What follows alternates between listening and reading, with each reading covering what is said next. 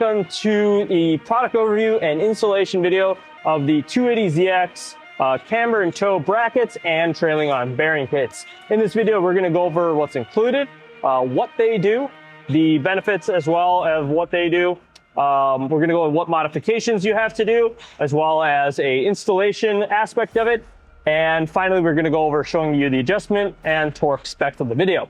So the first thing is going to be what they do. So these allow you to have camber as well as toe adjustability that are also on cars. You don't have to unbolt anything. You just be able to loosen the bolts, adjust them as needed.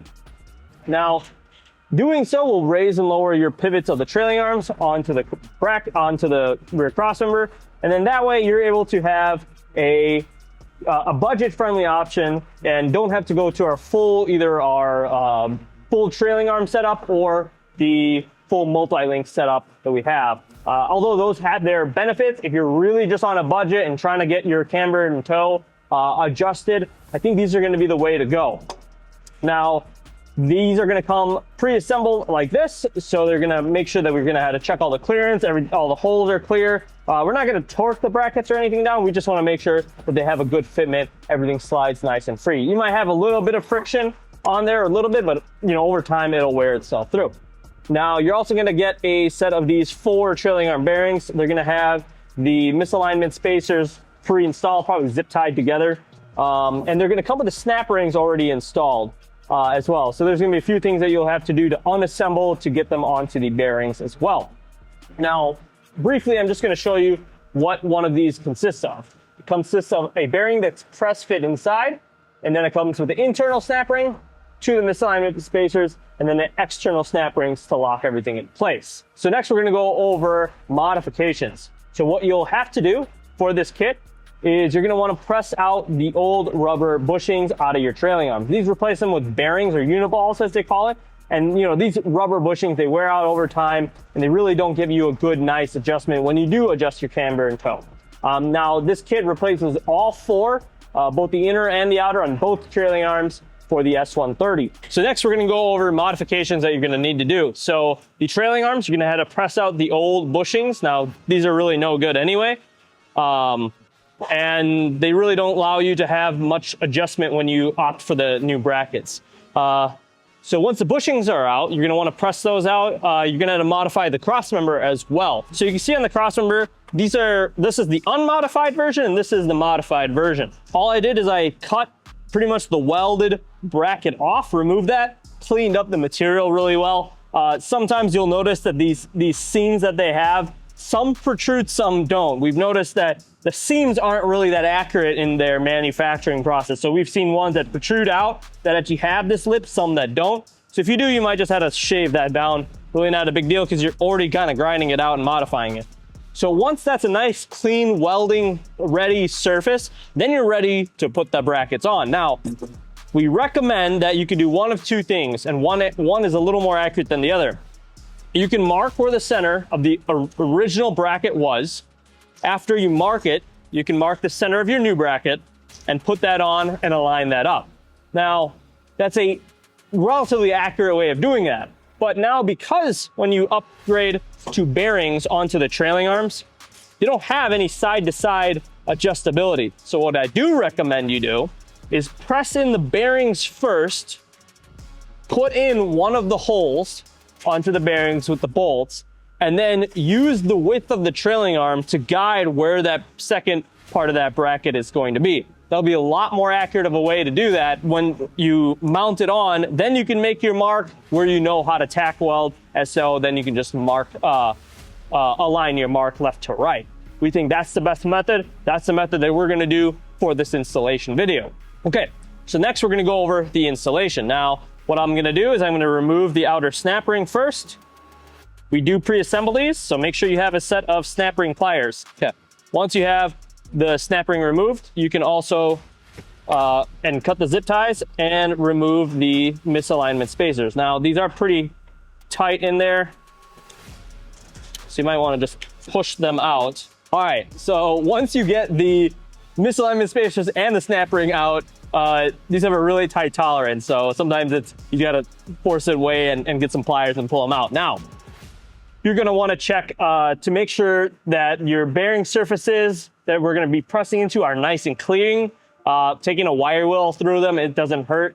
And potentially putting some anti-seize or something so these don't ever rust together in case you ever have to service them. You shouldn't have to, and these bearings are pressed in, so you could keep the sleeves on in theory. Even if you wanted to, you could weld the sleeves on, but in our aspect, we think it's just a better approach to have things serviceable so you can keep with the snap ring, and with them being pressed in, you won't have that issue. Now, once the surface is clean, you want to align it, press it all the way in, but before you do that, you want to make sure that the width of the distance between the end and the snap ring is nice, free, and clear. So the way I usually do that is we'll line this up and make sure that snap ring is pretty much flush against it, and then we know that there's no movement left to right.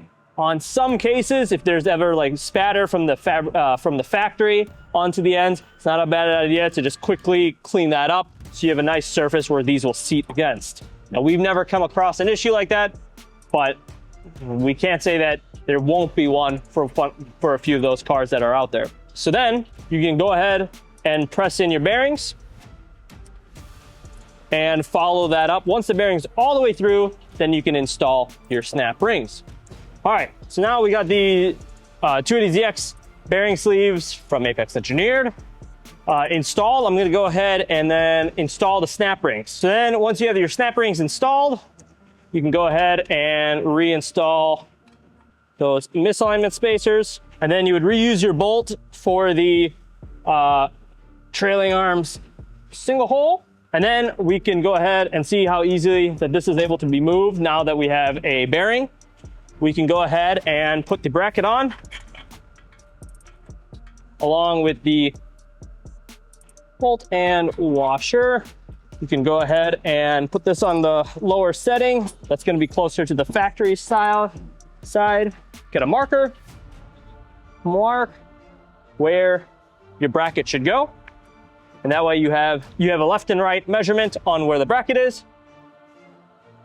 And here you can see you got toe as well as on-car camber adjustment. So obviously, because we're kind of on an uneven surface and nothing's welded in, these brackets should really be towards the bottom, but the trailing arm wants it to go all the way up.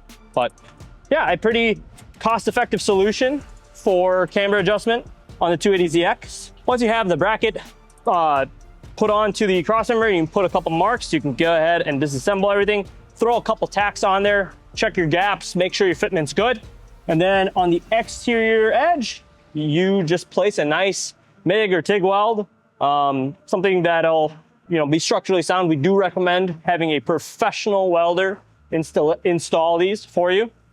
But you have a cost-effective solution for camber and toe, as well as nice bearings for your trailing arm. So an easy way to adjust things. Now these are just bolt-on, so you're able to just loosen them up and tighten them up as you go.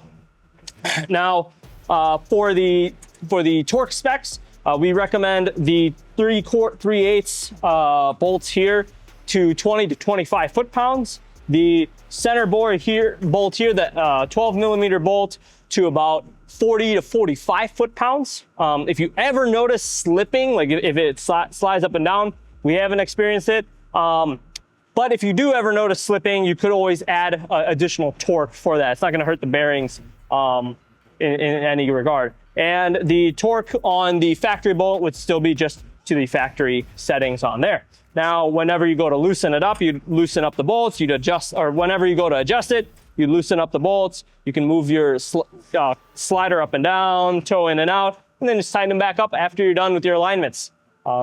That's really about it. This is a pretty nice, relatively a weekend warrior project for you guys. And we think at the price point that it's at, it's going to be a great solution for your camber and toe. Obviously, we still have our full regular trailing arm, fully adjustable rear suspension kit for the 280ZX, as well as the multi-link suspension kit, which is a 240SX geometry-based suspension that allows for the 370Z differential or the Ford 8.8. So if you're looking for bigger power and want that capacity, the multi-link would be where to go. If you want that bolt-on solution, not really worry about the DIY, the other series, the trailing arm style, retro mod series would be the way to go. Otherwise, we have these builder kits, and I think they're gonna go really well. So if you have any questions or concerns, shoot us a call or give us an email. We hope you enjoy.